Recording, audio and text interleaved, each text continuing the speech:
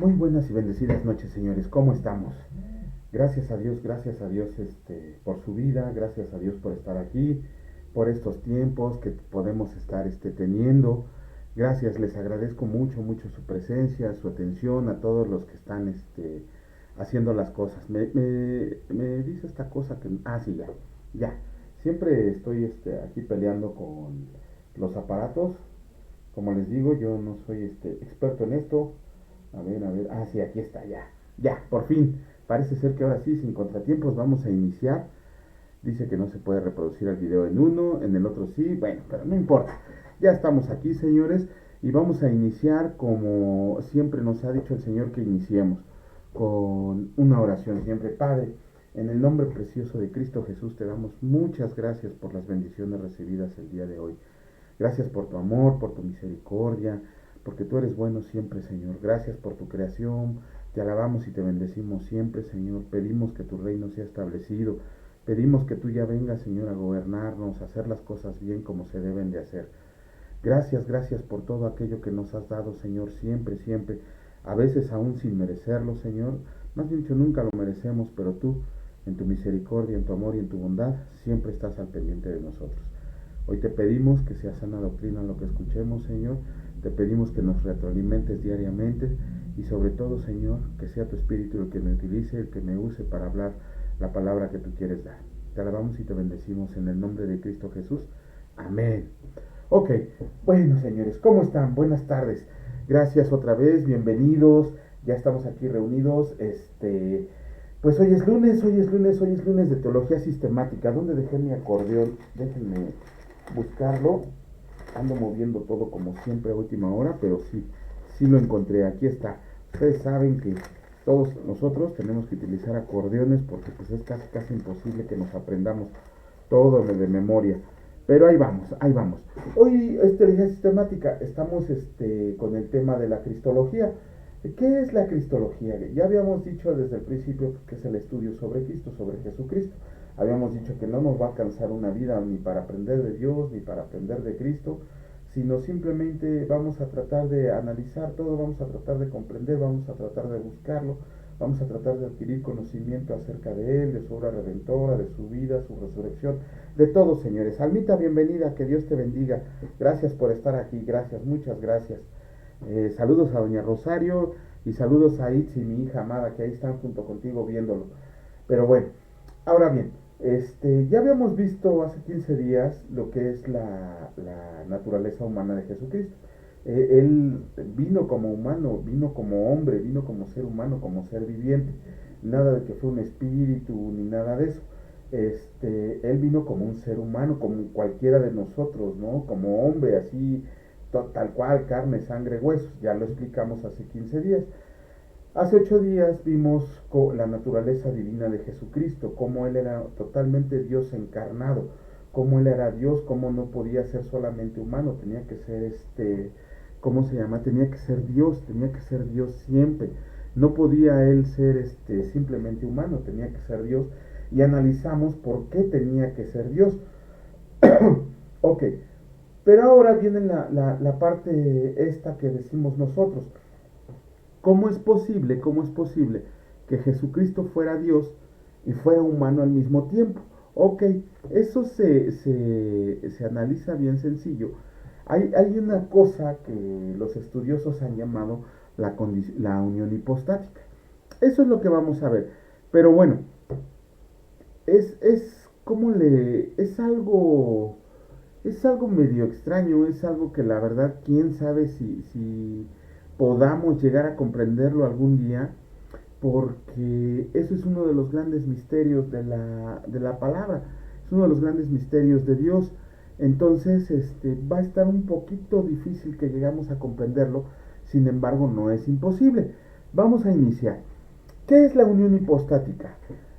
La palabra hipostática, déjenme pongo los lentes porque ya no veo y no encuentro los míos. Ya está. Todo me falla a la hora del hora, ¿no? Ahí está. Ahora sí ya. Ok. Aquí está. Tenía problemas hasta con el micrófono, pero ya está. Ya está. Ok. ¿Qué es la unión hipostática? Primero que nada tenemos que ver qué significa la palabra hipostática. Nos vamos a ir rapidito porque hoy les quiero dar dos temas. Dice, la palabra hipostática viene del griego hipóstasis, que significa sustancia, significa ser. Ajá, entonces la unión de la naturaleza humana y la naturaleza divina del Señor Jesús en su persona es lo que los teólogos, los grandes estudiosos llaman unión hipostática, cuando se conjugan las dos naturalezas, tanto la divina como la humana. Ajá. Sabemos que Cristo es la segunda persona de la Trinidad, que es Dios encarnado, perdón, y que vino a este mundo, vino a esta creación, y vino como hombre, como ser humano. Ajá. Él tomó esa naturaleza humana. Por ahí, si tuviéramos tiempo, veríamos lo que dice Filipenses en cuanto a la kenosis, ¿no? Que renunció a su divinidad. No es cierto todo lo que dicen que renunció a la divinidad. Pero bueno, dice que vino a este mundo y tomó la naturaleza humana, por lo cual sigue y seguirá siendo por siempre, eternamente, una persona verdaderamente humano y verdaderamente divino. Eso es lo que nos va a costar trabajo comprender. ¿Cómo es posible que Jesucristo estando en el cielo, que Jesucristo siga siendo Dios, pueda Él ser humano totalmente allá arriba? Lo vamos a ir explicando poquito a poco, aunque les digo, es un tema muy dificilito que no creo que lo aprendamos en una sola sesión. Las dos naturalezas, la humana y la divina, en la persona de Jesucristo, están unidas de forma inseparable eternamente. Eh, por ejemplo, el Señor Jesús, si bien era humano, caminaba sobre esta tierra, comía alimento, bebía, asistía a bodas, se reía, se enojaba, se entristecía, se deprimía, se alegraba, saludaba a todos, todo esto. Eso no quiere decir que dejara de ser Dios. No es que Jesucristo estando en esta tierra haya dejado de ser Dios. Nunca, no podría haber sido, no podría haberse dado esa condición de que Jesucristo hubiera podido dejar de ser Dios. Siempre, en todo momento, fue 100% Dios y 100% hombre. El Señor Jesús operaba en la esfera de su humanidad, eh, tiene que ver con el término hijo de hombre. Sí, tal y como lo menciona Isaías, como lo menciona Almita, como lo menciona Daniel, como lo menciona Juan, como lo menciona el mismo, ¿quién es Lucas? Hijo de hombre. Hijo de hombre, no sé cuál de los cuatro evangelios menciona que el Hijo del Hombre. De hecho, Jesucristo también se da ese término. Se pone ese término él en la palabra, dice el Hijo del Hombre. Ajá. Se ponía en esa palabra porque con eso daba a entender que él venía de la genealogía de David. Lo vimos en la naturaleza humana de Jesucristo hace 15 días. Por eso decía el Hijo del Hombre. De hecho, el Salmo también dice el Hijo del Hombre. Muchas palabras del Antiguo Testamento se refieren al Hijo del Hombre precisamente porque Jesucristo tenía que ser humano. Entonces les decía que Jesucristo opera en la esfera de su humanidad y opera en la esfera de su divinidad, pero siempre como una sola persona. No es que se dividiera, que se separara, que se multiplicara, no. Jesucristo, y la palabra lo dice, sigue siendo el mismo ayer, hoy y siempre. No podía, no tenía, ¿cómo le llaman esta enfermedad? Bipolarismo ni nada de eso. Jesucristo era una sola persona. Todos comprendemos que Jesucristo tiene dos naturalezas, la humana y la divina. No hay una, ¿cómo decirlo? No hay una mezcla, no hay una fusión, no hay una separación. No es que se mezclara la naturaleza divina con la naturaleza humana y surgiera por ahí algo medio extraño. No, estaban las dos naturalezas, cada una 100%, pero operando en la persona de Jesucristo. Ajá. Y aunque tiene dos naturalezas, siempre va a ser una sola persona. No puede ser, es que en este momento está actuando Jesucristo Dios. Es que en este momento está actuando Jesucristo hombre. No, siempre era el mismo. De ahí la unión hipostática. Después dice, las dos naturalezas de Cristo siempre son necesarias para la salvación. Eso es lo importante. ¿Por qué? Porque por medio de la naturaleza humana, Jesucristo siendo humano, tenía que hacerse semejante al hombre, totalmente igual al hombre, tenía que pasar por todo lo que pasa el hombre en este mundo. Ajá, era igualito a cualquiera de nosotros, pero con la única salvedad de que él no tenía pecado, jamás tuvo pecado, jamás, por más que le busquen y le rebusquen y que escriban libros y que digan que Jesucristo se casó y que tuvo hijos, que aprendió hechicería, porque el Talmud dice que se fue a Egipto a aprender hechicería. No, Jesucristo siempre fue hombre, siempre, siempre, porque solamente de esa manera pudo haber realizado el sacrificio en la cruz, representando a la humanidad completa. ¿Quién fue el que entregó el mundo a Satanás? Fue Adán, pero como hombre, no como divino, no como ángel, no como Dios, no. Como hombre, Adán entregó toda la creación a Satanás por medio de la caída. Entonces tenía que ser un hombre el que pudiera liberarnos de esa maldición, el que pudiera liberarnos de esa caída que habíamos sufrido. ¿Quién podía hacer eso? Solamente alguien perfecto, un cordero inmaculado, ajá, el cordero de Dios, aquel que era sin pecado, aquel que era puro, aquel que era limpio, aquel que era santo. ¿Quién era? Solamente Jesucristo en toda la historia de la humanidad pudo ser santo siendo hombre en esta creación. Y además también es necesaria para la salvación la naturaleza divina. ¿Por qué? Porque solamente Dios nos puede dar la salvación, solamente Dios pudo haber cargado con todo el pecado del mundo, ¿sí? Del pasado, del presente y del futuro. Nadie, ningún hombre podría haber cargado ese pecado. Y segundo, la palabra también nos repite y nos repite y nos repite que la salvación no viene por ningún hombre, viene solamente por Dios.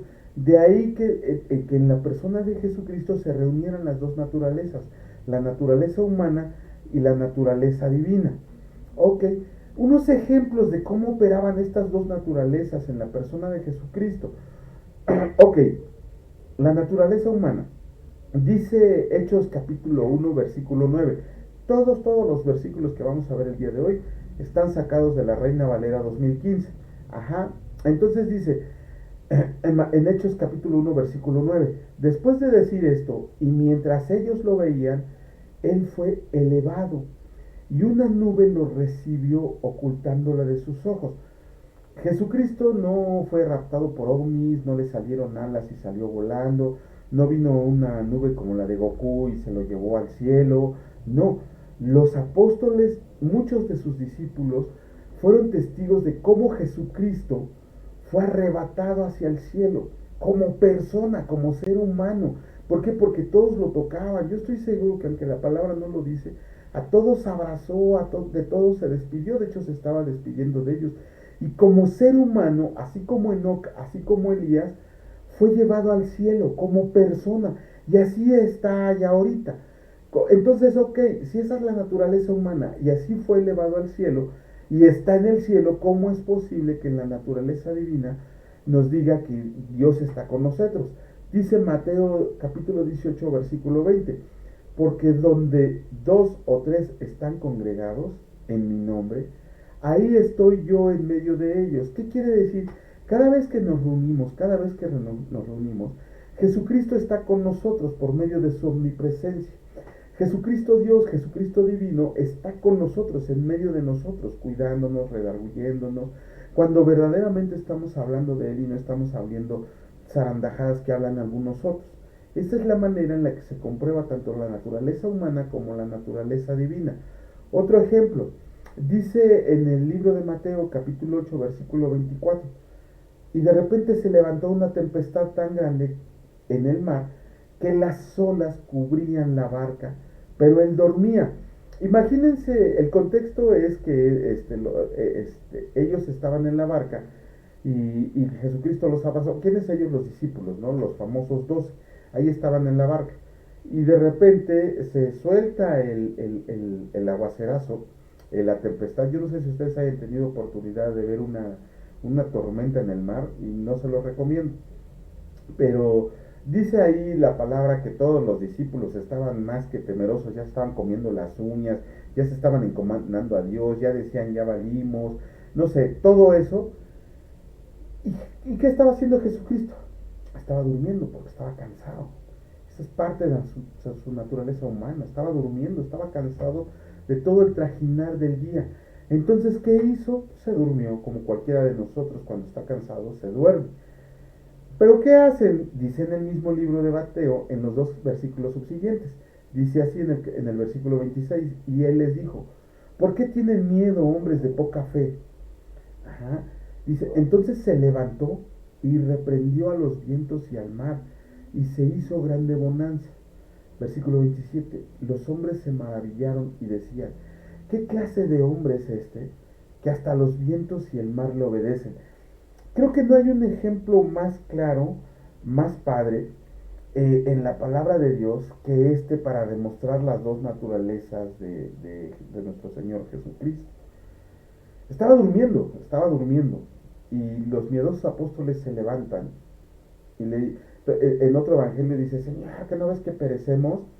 ¿Y qué hace Jesucristo? Primero los regaña y después, sin hacer pases mágicos, sin nada extraño ni nada, se levanta y reprende al viento y al mar, y estos lo obedecen. Aquí mismo le dice, ¿qué clase de hombre es este que hasta los vientos y el mar lo obedecen? Ellos lo veían como un hombre, pero Jesucristo estaba actuando como Dios. Estaba doblegando al mar y estaba... Víctor, bienvenido, que Dios te bendiga, mi hermano. Gracias, gracias por estar aquí, Víctor, gracias. Ahí estamos viendo el mejor ejemplo de cómo Jesucristo, las dos naturalezas estaban en él, cómo las dos naturalezas estaban en él, sin separarse en ningún momento, sin mezclarse, sin fusionarse. Él estaba dormido y estaba cansado, los apóstoles, los discípulos lo despiertan, lo regaña Jesucristo y calma el viento y el mar. No hubo así, a ver, espérense, déjenme y me preparo, a ver, déjenme y me tomo una pastilla, a ver, déjenme y me... No, en ese momento nos estamos dando cuenta que Jesucristo es verdaderamente hombre y verdaderamente Dios. Ajá. Esto es un dato técnico. Por ahí, esto más adelante a lo mejor a algunos de ustedes les va a servir y les va a servir mucho. Ya es un dato técnico. Dice así, ¿cuándo se definió la unión hipostática? ¿Quién la dijo? Ok. Por allá en Calcedonia, en el año, exactamente en el año, este sí es un dato exacto que se los voy a dar, no es aproximado ni nada. En el año 451, aquí le puse antes de Cristo, no, perdón mi error, es después de Cristo, por ahí, por favor véanlo, es en el año después de Cristo, no antes de Cristo. Voy a corregir la lámina y la subo al grupo, pero aquí en el video les estoy señalando que es después de Cristo. Exactamente se reunieron el día 8 de octubre, y después de muchos, de mucho debate, de mucha reunión de teólogos, de sacerdotes, de expertos en griego, de expertos en todo, hasta el 1 de noviembre de ese mismo año, se dio una definición de que era la unión hipostática. Se las voy a leer. Dice, nosotros entonces, fieles a los santos padres y todos de mutuo acuerdo, enseñamos a los hombres a confesar al único y mismo Hijo, a nuestro Señor Jesucristo, que es perfecto en divinidad y también perfecto en humanidad, verdaderamente Dios y verdaderamente hombre, con un alma racional y cuerpo, consustancial con el Padre conforme a la divinidad y consustancial con nosotros conforme a la humanidad. Consustancial significa igual, perdón, semejante en todas las cosas a nosotros, pero sin pecado, engendrado desde antes de la creación por el Padre, nació de la Virgen María según la humanidad, el único y mismo Cristo, Hijo, Señor, unigénito, para ser reconocido en dos naturalezas, inconfundibles, inalterables, indivisibles, inseparables. La distinción de naturalezas no desaparecen en absoluto por la unión, sino que se quedan preservadas las propiedades de ambas naturalezas y concurren juntas en una persona y una sustancia, no separadas ni divididas en dos personas, sino uno y el mismo Hijo, el unigénito, Dios, el Verbo, el Señor Jesucristo, como lo habían declarado los profetas acerca de él desde el principio. Y el mismo Señor Jesucristo nos ha enseñado y cómo nos lo ha pasado a nosotros el credo de los santos padres. Esa es la definición técnica que dan los estudiosos, los teólogos de la palabra de Dios, los que se dedican a estudiarla, que esa es la unión hipostática. Lo mismo que dijimos, aquí está como más técnico, pero aquí está como lo tratamos de desarrollar. Jesucristo tenía dos naturalezas, ajá, la humana y la divina. No se mezclaban, no se separaban, no se fusionaban, siempre estaban las dos naturalezas en una sola persona. ¿Por qué me sirve? ¿Por qué es importante conocer las dos naturalezas de Jesucristo? Porque si Jesucristo no hubiera sido hombre, no hubiera podido realizar el sacrificio que era necesario que hiciera un hombre.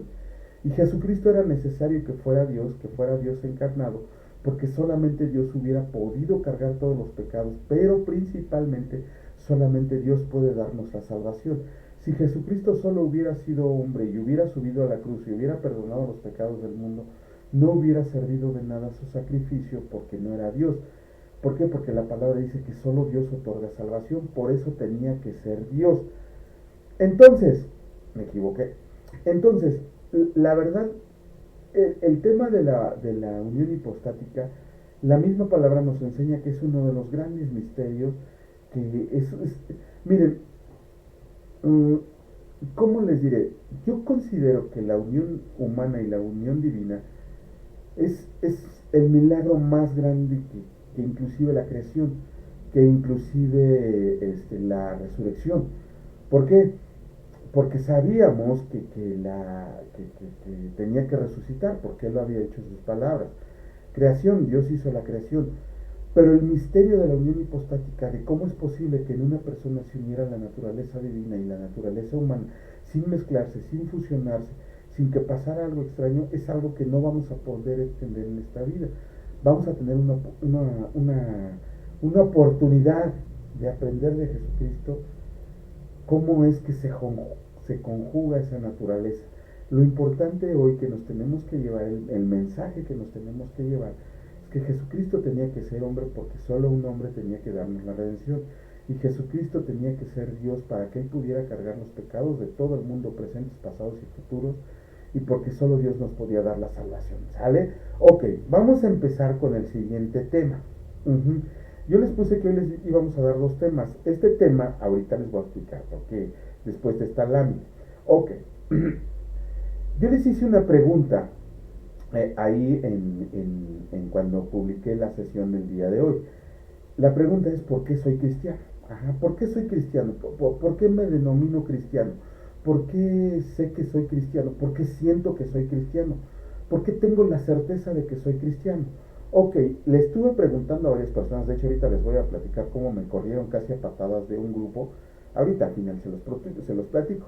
Ajá, ¿por qué soy cristiano? Ok, estas tres respuestas que les voy a dar son las que generalmente me dieron todas las personas a las que les pregunté. Digo, no fueron cientos, ¿no? Pero fueron personas que ya tienen rato en el cristianismo. Se me olvidó preguntarte a ti, Víctor, porque siempre estás ocupado y no me contestas. Pero se las hice a personas que ya tienen un ratito en la palabra del Señor, que ya se congregan, que a lo mejor algunos ya tienen algunos estudios. La primera pregunta que me dan, la primera respuesta que me dan es porque creo en Cristo. Ajá, ok, está bien. Pero la palabra dice en el libro de Santiago, capítulo 2, versículo 19, dice: ¿tú crees que Dios es uno? Bien haces, pero ¿qué crees? También los demonios creen y tiemblan. O sea, el hecho de que tú creas en Cristo, en que tú seas cristiano, no quiere decir, en que tú digas que crees en Cristo no quiere decir que seas cristiano, porque cuánta gente hay que cree en Cristo y cree en Cristo como un maestro, que cree en Cristo como un filósofo, que cree en Cristo como un espíritu. Ajá. La segunda respuesta que me dieron fue: porque sigo a Cristo. Dice Víctor, ¿qué es mejor decir soy cristiano o creo Cristo? Espérate al final, Víctor. Ahora, Víctor, te va a pegar Almita porque ella es la que siempre se adelanta y ahora tú te adelantaste. Ahorita te lo voy a decir, Víctor. Bueno, conforme a lo que dice la palabra de Dios, ahorita, tranquilo, Víctor, tranquilo. Te estás adelantando. Ahora cuando nos veamos, ahora sí te voy a pegar. Ya te debo como 3 golpizas, pero bueno. La segunda respuesta general que me dieron fue: porque sigo a Cristo. Así dicen ellos, ¿no? ¿Por qué eres cristiano? Porque sigo a Cristo. Ok, dice el libro de Hechos capítulo 11 versículo 26. Dice Alvita. Dice el libro de Hechos capítulo 11 versículo 26. Dice: y sucedió que se reunieron todo un año con la iglesia y enseñaron a mucha gente. Y los discípulos fueron llamados cristianos por primera vez en Antioquía. Ok, estamos viendo que así como a los hebreos se les llamó hebreos por primera vez porque subían al monte Oreb, también a los cristianos se les llamó por primera vez cristianos en Antioquía. Ah, pero lo que no saben es el contexto histórico de por qué les decían cristianos. No les decían cristianos porque les cayeran bien o porque su manera de piedad o por cualquier otra cosa. Les decían cristianos en tono de burla. Decirle cristiano a alguien que seguía a Cristo, que creía en Cristo, era un tono de burla, porque la palabra cristiano, cristianito, en el griego antiguo, lo que significa es Cristo pequeño. Eso es lo que significa cristiano, Cristo pequeño. O sea, se estaban burlando de su maestro, de su líder, del mero mero chipotles, del pastor de pastores, del rey de reyes. Entonces, tanto romanos como griegos, judíos y gentiles, a los cristianos les decían, bueno, a los que seguían a Cristo les decían cristianos, pero en tono de burla, porque cristiano significaba Cristo chiquito. Ya más adelante los cristianos ya lo cambiaron el término, porque fue un cambio, ni siquiera fue del griego. El griego original dice Cristo pequeño, pero los cristianos fueron los que le fueron dando el uso costumbre de seguidores de Cristo. Ajá. Bueno, ya tenemos que porque creo en Cristo y porque sigo a Cristo. Y después, por ahí también muchos me dijeron, porque Cristo me eligió. Ok. Si leemos, aquí ya no se los puse porque está muy largo, pero les voy a dar el contexto. El libro de Isaías, capítulo 10, versículos del 5 al 11, el Señor está bien enojado, lo que le sigue. Ajá. ¿Y qué dice el Señor? ¿Qué es lo que dice el Señor? Ya me tienen verdaderamente hasta el gorro. Lo que voy a hacer con ustedes, voy a elegir a Siria. Y entonces Dios le dice a Isaías, voy a elegir a Siria como garrote. Así dice la palabra, como garrote. Y la voy a mandar a que destruya Jerusalén porque ya estuvo suave de todas las tonterías y sandeces que están haciendo y diciendo. Entonces Dios eligió a Siria como garrote para llevar su ira al pueblo de Jerusalén. Pero ¿qué creen? Poquito después Dios decidió destruir a Siria. Entonces, yo creo en Jesucristo. Ah, bueno, también los demonios creen y tiemblan. Ah, porque sigo a Cristo. Ah, bueno, los seguidores de Cristo son Cristos pequeñitos en tono de burla. Y después, porque Dios me eligió. Ah, sí, pero Dios eligió a Siria y después la destruyó. Entonces, ¿por qué soy cristiano? A ver, vamos a seguirle. Si nos damos cuenta, católicos, mormones, adventistas, evangelistas, musulmanes, judíos y demás fauna nociva, dicen que creen conocer o hablan de Jesucristo. Todos dicen, sí, creemos en Jesucristo. Los católicos dicen creen en Jesucristo. ¿Sí? Los musulmanes creen en Jesucristo como profeta. Más los judíos, híjole, luego les voy a subir ahí, ya no un video, un reportaje acerca de cómo el Talmud ve a Jesucristo, para que vean después cómo les va a ir cuando el Señor los meta en disciplina. No entienden cuando los metió en disciplina en el Antiguo Testamento, bueno, necesitan su disciplina del Nuevo. Pero bueno, o todos hablan de Jesucristo, unos para bien, otros para mal, pero todos dicen, sí, Jesucristo, ¿no? Toda la humanidad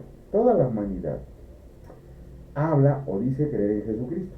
Sabemos que unos hablan para mal, que Jesucristo no existió, que Jesucristo fue el Espíritu, que Jesucristo fue un maestro, que Jesucristo fue un revolucionario, que Jesucristo estaba loco, que Jesucristo era bipolar, no lo sé. O dicen creer en Jesucristo. Ah, yo sí creo en Jesucristo, pero también creen en el horóscopo, creen en figuritas de barro, creen en pinturitas, creen en talismanes, creen en costumbres de ponerse calzones rojos e irse a dar una vuelta a la manzana en Año Nuevo. Puras tonterías, pero dicen que creen en Jesucristo. Entonces, realmente, ¿por qué soy cristiano? ¿Por qué yo me considero cristiano? Ok, les voy a decir qué pasó. ¿Por qué vamos a darle un pequeño giro a las sesiones que vamos a tener de ahora en adelante? No vamos a dejar de tener clases para conocimiento técnico, que es lo que se da en un instituto. Ajá, clases de conocimiento técnico para nosotros conocer de Dios, el Señor, el Espíritu Santo y la palabra de Dios. Ajá. Pero ahora, y le doy gracias a Dios por habérmelo mostrado, su servidor siempre ha sido de la lineadura.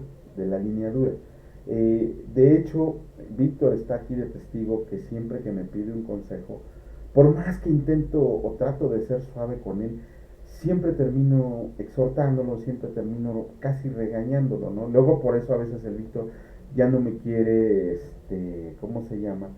Ya no me quiere preguntar o ya no me quiere decir sus cosas, ¿no? Porque termino regañándolo.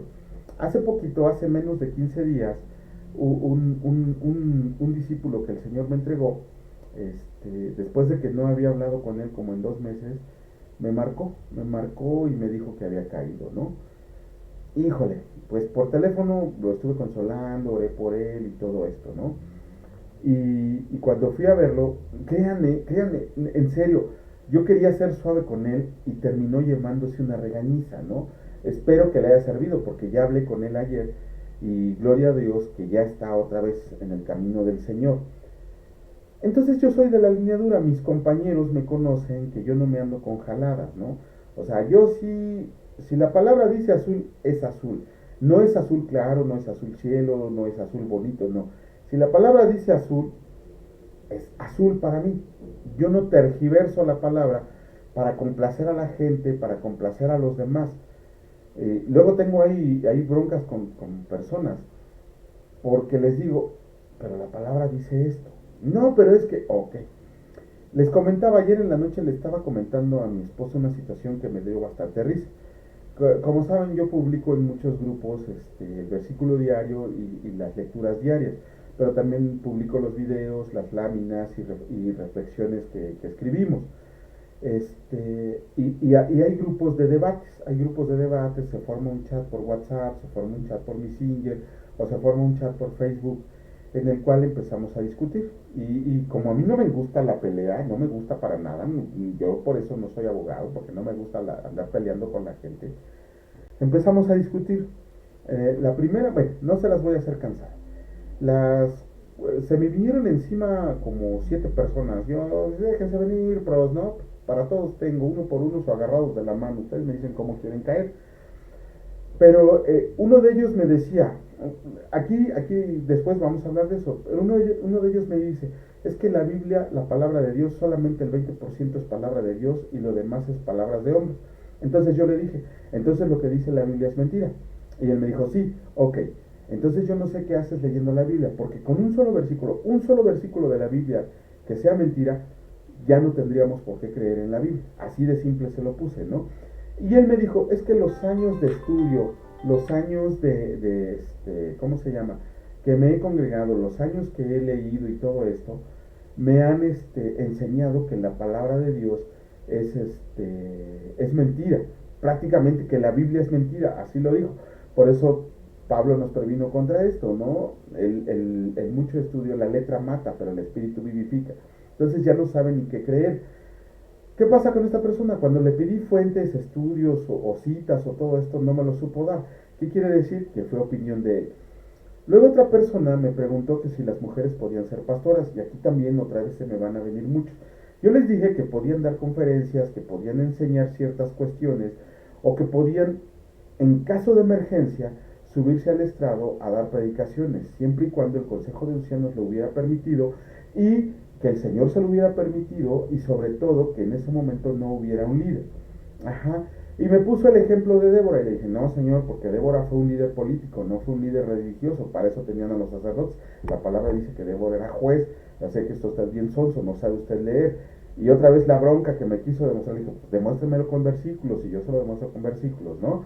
Otro me dijo, es que usted es un, ¿cómo me dijo? No me dijo legalista, ¿cómo me dijo? Usted es un anticuado, una palabra así más o menos parecida, ¿no? Si usted me quiere decir anticuado, legalista, lo que usted me quiera decir, por seguir lo que dice la palabra de Dios, bienvenido su elogio, ¿no? El otro de cuál fue, no recuerdo ahorita cuál fue. El otro tarado que decía que en el año 303 se inventó el cristianismo, ¿no? Ya, total, que uno tras otro les fui matando el argumento, les fui destrozando el argumento. Víctor me conoce, Víctor sabe cómo soy de intenso y él no me deja mentir. Cuando alguien me ponía al brinco en ese sentido de que quería debatir lo que les estábamos enseñando, pues ya mejor se enojaban o se iban o se quedaban callados. ¿Por qué? porque con ayuda de la palabra de Dios les demostraba que la creencia que estaban diciendo era un tanto errónea o que no estaba pegada a la palabra de Dios. Total que terminaron expulsándome del grupo, al cabo que ni quería estar aquí, ¿no? Pero bueno, ¿por qué les digo esto? Ok, vamos a pasar a la siguiente lámina que tiene que ver en lo siguiente. Dice la lámina 7. ¿Por qué soy cristiano? ¿Por qué soy cristiano? ¿Por qué yo soy cristiano? ¿Por qué digo que soy cristiano? Ok, muchos de ellos, dice, Dios te usa para callarlos. Bueno, gracias Víctor. Muchísimas gracias Víctor. Luego hasta a ti, pobrecillo Víctor. Pero bueno, ok. El otro día me encontré con un maestro de la ley que él me dijo que ser cristiano involucraba muchas cosas, pero que al final se tenía que resumir en una sola respuesta. Ok, yo le dije al supuesto maestro de la palabra de Dios, al supuesto sábelo todo, le dije, es usted un verdadero inútil, necio y burro. Es usted un burro como el de Balaam. ¿Por qué? Porque la respuesta a por qué soy cristiano no puede ser general. No puede ser una misma respuesta para todos nosotros. No puede ser una respuesta dogmática. No puede ser una respuesta que sea igual en todos.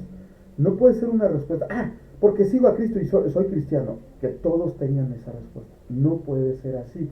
¿Por qué? Porque la respuesta tiene que ser individual. La respuesta tiene que ser individual. La relación con Cristo es personal. Ajá. Cada uno de nosotros fue llamado en circunstancias diferentes. Ajá. Cada uno tenía sus problemas, cada uno tenía sus virtudes, cada uno tiene sus alegrías en el momento que fue llamado por Jesucristo. Ajá. Otra de las cosas, nosotros jamás fuimos en busca de Jesucristo. Fue el Señor en su inmenso amor, en su eterno amor, que fue el que nos buscó. Yo no llegué a Jesucristo. Yo no busqué a Jesucristo para nada. No me interesaba, no quería saber nada de la religión. ¿Y qué pasó? Que Jesucristo me buscó a mí. Jesucristo me dijo, ese es mío. Y aunque yo no quería, Jesucristo me dijo, yo vine por mis ovejas perdidas. Y tú baleas, pero si 100 veces por hora.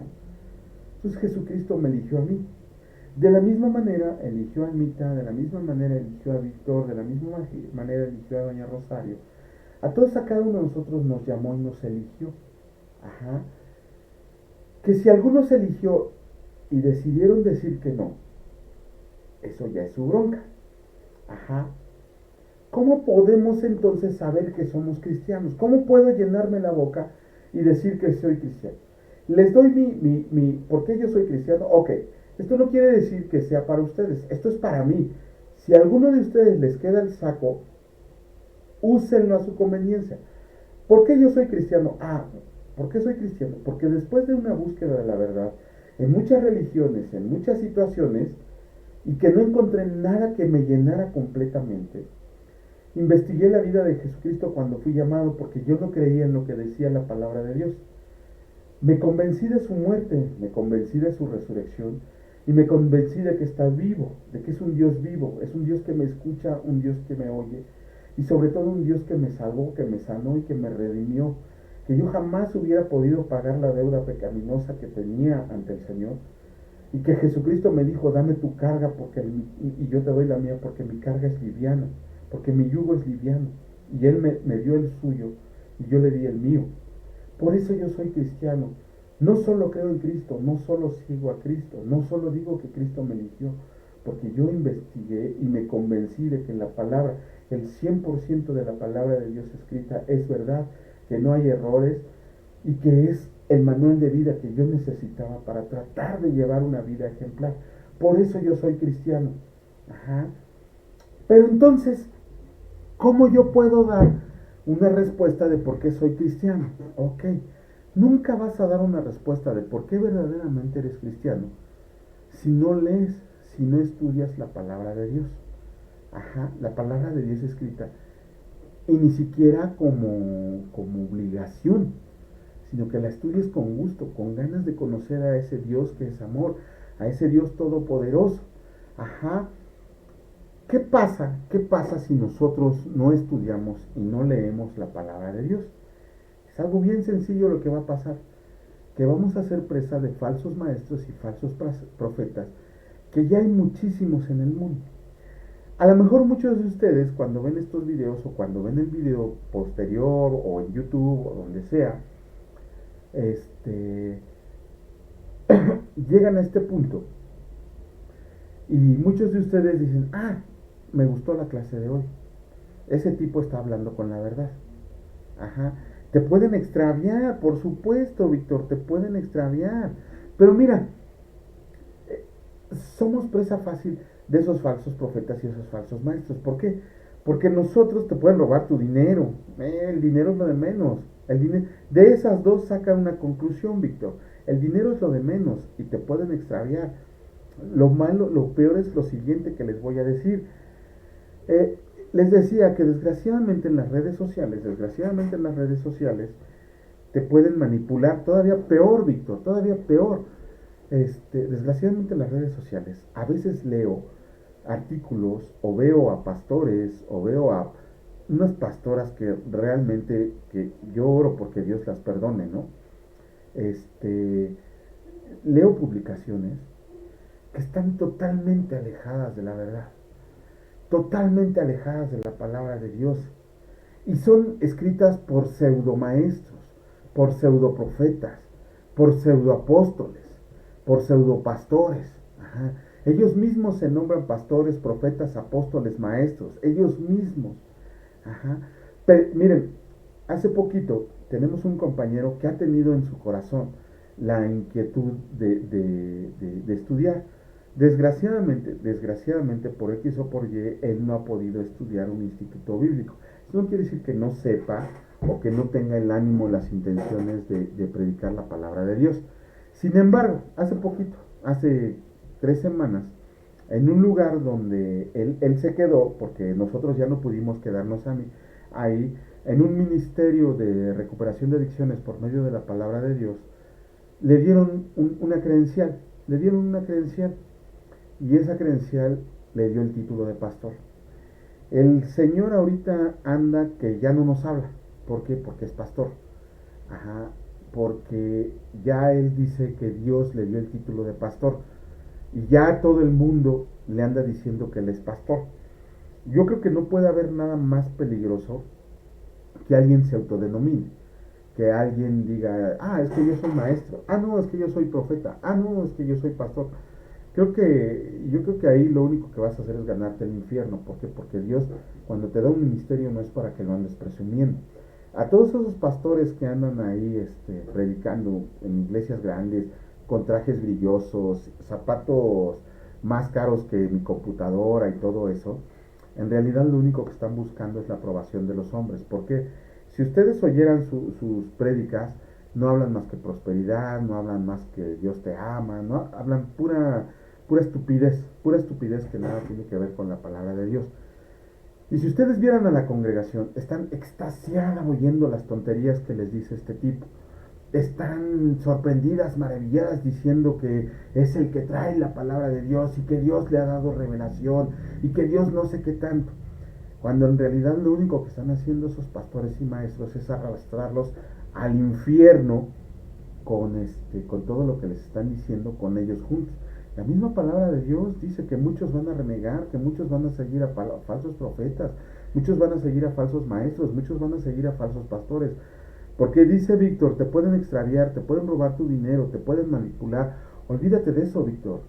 Pueden hacer que tu alma, tu espíritu se vaya al infierno. Eso es lo que pueden hacer. ¿Por qué? Por flojo. Por flojo. ¿Por qué? Dice el libro de Oseas en el capítulo 4, versículo 6, mi pueblo es destruido porque carece de conocimiento. Porque tú has rechazado el conocimiento, yo te echaré del sacerdocio.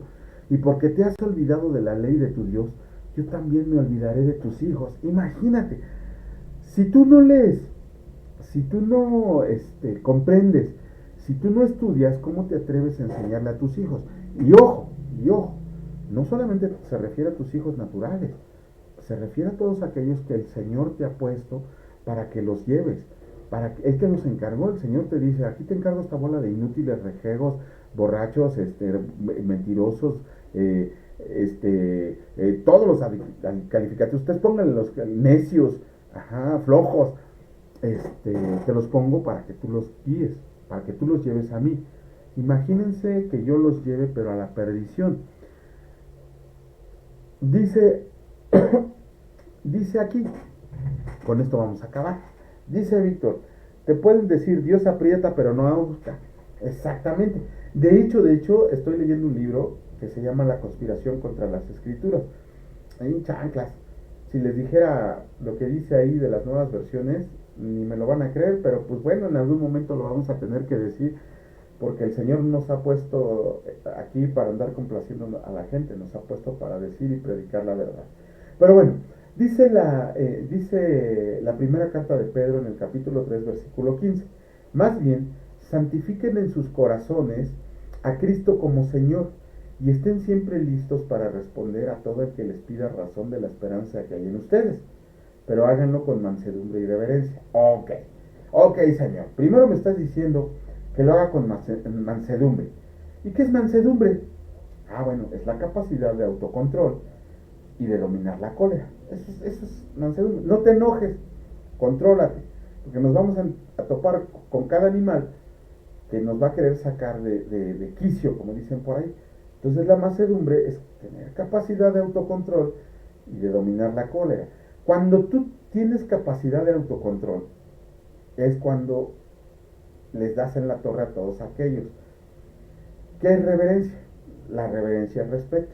Ok, muchos dicen que esto dice que lo tenemos que hacer con humildad. Solamente una versión de todas las que pude investigar, que fueron como 20, todas las Reinas Valeras, la nueva versión internacional, la nueva traducción viviente, la traducción al lenguaje actual, todas las versiones que revisé, solamente una dice que debe de ser con humildad, y la que dice que debe ser con humildad es la católica, la Dios habla hoy. Ajá. Ellos dicen que tiene que ser con humildad, ok. Pero humildad ante quién? Humildad ante Dios, no ante los hombres. Entonces dice primera de Pedro, tú tienes que estar preparado para presentar defensa de tu fe. Se los vuelvo a repetir otra vez. Tú tienes que estar preparado para presentar defensa de tu fe, con mansedumbre y reverencia, con capacidad de autocontrol, dominando la cólera y con respeto. Bueno, la verdad yo no tengo mucho respeto, creo, pero bueno. Ajá. ¿Por qué? Ok. Vámonos a la primera carta de Corintios, de Pablo a los Corintios, capítulo 10, versículo 5, y que va a ser nuestro nuevo eje, porque Dios ya no los permitió. Dice así: destruimos los argumentos y toda altivez que se levanta contra el conocimiento de Dios. Llevamos cautivo todo pensamiento a la obediencia de Cristo. Ok. Mi esposa es una persona no solo maravillosa como mujer y como ayuda y don. Es una persona increíblemente conocedora, sabia en la palabra de Dios. Este, yo creo que sabe muchísimo más que yo, estoy convencido que sabe muchísimo más que yo. Yo soy muy técnico, siempre he sido muy técnico, siempre le busco el porqué a las cosas. Pero mi esposa sí actúa con el corazón, ella sí sabe llevarlo a tu corazón la palabra de Dios. Y me da caras arrastradas de repente. El sábado me estaba dando unas clases, de hecho le voy a robar sus clases a ella, ya las anoté por aquí, las tengo anotadas en un papel. Unas clases maravillosas que me dio, pero maravillosas, acerca de la unidad, del ojo por ojo, de todo eso me dio unas clases. Y ella, sin que yo le dijera, fíjense, por eso le digo que ya está confirmadito. Yo ya desde cuando me ardía el corazón de refutar todas estas tonterías y estupideces que están publicando en las redes sociales. De hecho, ya a tres personas ya ni siquiera, ya no me buscan, antes me buscaban como para confrontar, ya se rindieron y se van a buscar a otras personas preparadas. Hay un estúpido payaso llamado Luis Toro que anda buscando personas, pero personas del campo que apenas y Dios les dio la capacidad de leer, pero ya está en su corazón que ya comprenden que son salvos, te pueden decir, perdón, y esas son las personas a las que va a buscar este payaso. Ajá, nunca se ha enfrentado verdaderamente a alguien que sabe la palabra de Dios, porque para nosotros, los que medianamente sabemos de la palabra de Dios, sabemos que es un payaso. Yo no perdería mi tiempo tratando de debatir con este payaso. Ajá. Pero lo que sí vamos a hacer de ahora en adelante, vamos a dar poquito tiempo del lado técnico de lo que es el instituto. Por ejemplo, la siguiente semana, perdón, el miércoles nos toca los diferentes tipos de oración. Ok, lo vamos a dar muy rápido en la clase, pero vamos a utilizar totalmente eso para debatir los argumentos. No quiero decir la palabra destruir porque mi esposa me va a destruir a mí, pero vamos a destruir argumentos que se levantan y toda altivez que se levanta contra el conocimiento de Dios. Ya, ahora sí, Víctor, ya nos llegó, ya tenemos ahí la oportunidad, ya vamos a destruir todos esos argumentos de por qué dicen que la Biblia es falsa, de por qué todas esas tonterías que están diciendo en redes sociales, todas esas tonterías las vamos a destruir. Así dice la palabra, así lo vamos a hacer nosotros. Vamos a destruir, pero siempre llevando cautivo nuestro pensamiento a la obediencia de Cristo. No vamos a dar, vamos a destruir esos argumentos primeramente con la palabra de Dios y con el conocimiento mundanal. Es que yo soy químico y sé que la evolución es verdadera. ¿Qué crees? Yo soy abogado, pero la palabra de Dios dice esto y tus amigos científicos dicen esto. Ajá. Ya, ahora sí, vamos a tratar en lo posible, todos ustedes, y a todos ustedes les voy a pedir, por favor, que hagan preguntas en el grupo. Por favor, hagan preguntas para responder, pero tendientes a destruir los argumentos que han escuchado, que han visto, que han leído. Víctor, hace poquito me preguntabas acerca de una iglesia que te estaba prometiendo darte tu verdadero nombre. Les hubieras pintado cremas, Víctor, porque la palabra de Dios dice que Él en una piedrecita blanca, cuando llegues al reino celestial, te va a dar una piedrita donde tiene tu verdadero nombre. Cuando Jesús conoció a Pedro, ¿a qué nombre le cambió? Perdón, cuando Jesús conoció a Simón, ¿qué nombre le puso? Le puso Pedro. Le puso Pedro. ¿Por qué? Debido a su capacidad, debido a su manera de pensar, debido a la forma en que era. Pero Jesucristo ya sabía, tú vas a ser Pedro. ¿A quién más le cambió el nombre? A los hijos de Juan. A los hijos de Zebedeo. A Juan y Jacobo. Ustedes van a ser los hijos del trueno. ¿A quién más le cambió el nombre? A Saulo. A Saulo. Le quitó el nombre de Saulo y le puso el nombre de Pablo. Si en la palabra de Dios el único que te cambia el nombre es Jesucristo, ¿por qué recarajos un idiota pseudopastor te va a decir cómo te llamas? O el nombre que Dios te dio. Si somos tan tarados de no leer la palabra de Dios y creer las tonterías que se están diciendo, no te arrepientas cuando después le estés diciendo al cristianito, al cristianito que aunque nunca fue a un instituto, que nunca fue a una escuela, pero leía diariamente a su Biblia y que esté reposando en el seno de Jesucristo, le pidas que moje la punta de su dedo en agua y te la ponga en la lengua. Después no te quejes. Ajá. Entonces, todas esas tonterías que están diciendo ya las vamos a rebatir. Ya llegó el tiempo. No les estoy diciendo que estamos en los últimos tiempos. Eso solamente el Señor lo sabe.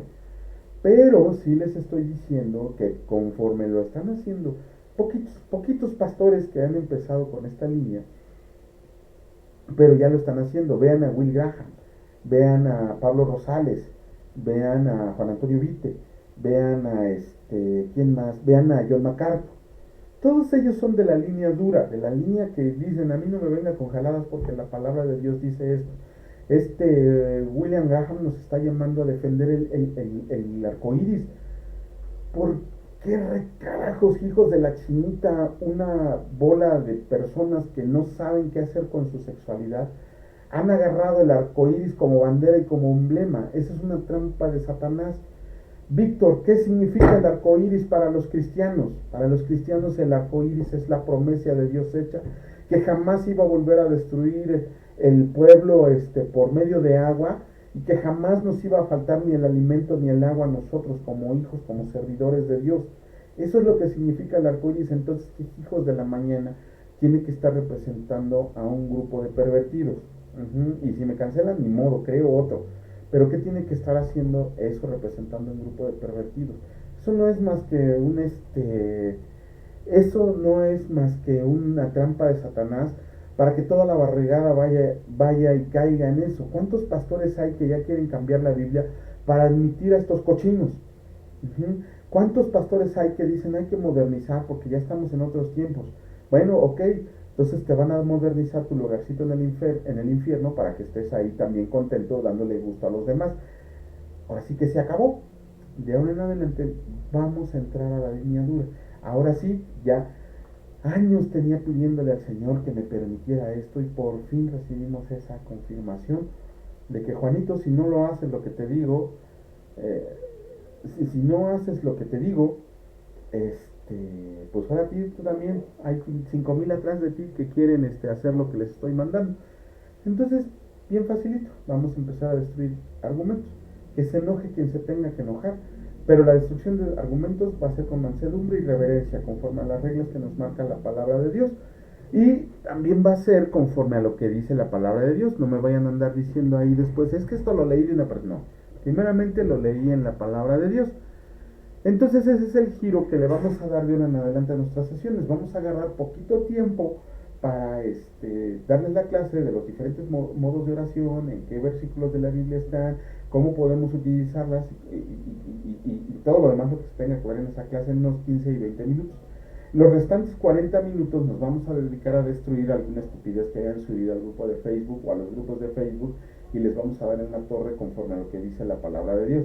Grande, chico, mediano, cual sea la pregunta que nos pongan ahí, eso es lo que vamos a hacer. Suban preguntas, señores, y suban preguntas buenas. Almita, tú me pones en serios aprietos cuando subes preguntas, pero ahora sí, te reto, Almita, te reto a que subas todas las preguntas que luego me haces al grupo de el Ministerio de Enseñanza Bíblica, que ya le vamos a cambiar el nombre también. Y Víctor, también, por favor, sube tus experiencias, tus inquietudes a manera de pregunta para poder responderlas ahí, respondiendo, tumbando el argumento. Y yo también puedo subir preguntas y ustedes las van a contestar, ¿va? Así va a estar todo esto. Entonces, ok, vamos a dar el giro, vamos a destruir argumentos llevando cautivo el pensamiento a la obediencia a Cristo, pero sobre todo en la parte técnica nos quedamos en que la unión hipostática significa la unión de las dos naturalezas de Cristo, la humana y la divina, y nos sirve, y lo importante de conocer la unión de las dos naturalezas, que si Jesucristo no hubiera sido hombre, no hubiera podido realizar el sacrificio entre la cruz para poder liberarnos de la caída, y si Jesucristo no hubiera sido Dios, no nos hubiera no nos hubiera podido dar la salvación, porque la palabra dice que solo Dios puede darnos la salvación. ¿Sale? Cualquier pregunta, duda o comentario, por favor, ya saben, al grupo de Ministerio Enseñanza Bíblica Básica, Ministerio Enseñanza Bíblica ahí en Facebook, bienvenidos todos sean, estamos para responderles y esperamos que sean muchas preguntas. Padre, en el nombre de Cristo te damos muchas gracias por tu presencia aquí entre nosotros, Señor. Gracias porque tú eres bueno. Cada día creas un día hermoso para nosotros, Señor. Un día esplendoroso, un día en el que podemos vivir, un día en el que podemos estar. Un día que tú nos regalas conforme a tu gracia, conforme a tu amor, conforme a tu sabiduría, Señor. Nos das ese día para nosotros sin merecerlo, Señor. Señor, yo no sé cuándo vaya a ser tu regreso, pero si fuera hoy o mañana, feliz y contento estaría, Señor. Solamente tú sabes cuándo vas a regresar en gloria, pero te pedimos que sea pronto, Señor, que vengas ya y compongas este mundo caído. Señor, por favor, yo te pido, Señor, por todos mis amigos, por todos mis compañeros, por mi familia, Señor, que nos sigas llenando de bendición en forma de alimento espiritual y en forma de alimento espiritual, Señor. Gracias, porque siempre estás con nosotros, Señor. A ti y solo a ti te damos la honra, la alabanza, la gloria y el poder, porque tú eres el único digno de merecerla, Señor. Te alabamos y te bendecimos y te reconocemos como Rey de Reyes y Señor de Señores, Señor. Y te servimos con todo nuestro corazón, con toda nuestra alma, con toda nuestra mente y con todo nuestro espíritu. Gracias, Señor, benditos sean por siempre y para siempre. Amén. Que Dios los bendiga, señores. Hasta luego.